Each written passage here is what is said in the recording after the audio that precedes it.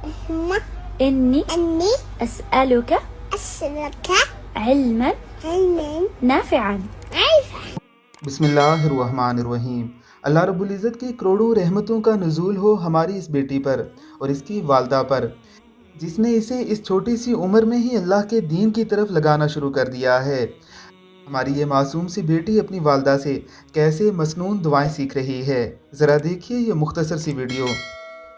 ثم إني أني أسألك أسألك علما علما نافعا عارفا ورزقا رزقا طيبا طيبا وعملا فأنا متقبلا قبلة متقبلا قبلة قبلة متقبلا قبلة قبة لا مو كبة।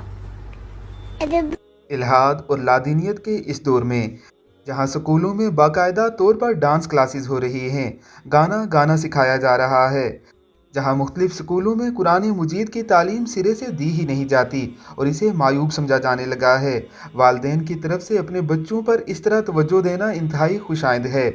हम हमेशा आपसे यही कहते रहते हैं कि इल्हाद और लादीनियत के इस दौर में बच्चों की इस्लामी तालीम और तरबियत की सबसे बड़ी ज़िम्मेदारी उनके वालदा और वालिद पर है। कि बच्चों की तालीम और तरबियत का सबसे बड़ा ज़रिया उनके वालिदैन होते हैं। अल्लाह रब्बुल इज़्ज़त की ज़ात हमें भी अपने बच्चों की तालीम और तरबियत की तौफ़ीक़ अता फ़रमाए। आमीन सुम आमीन।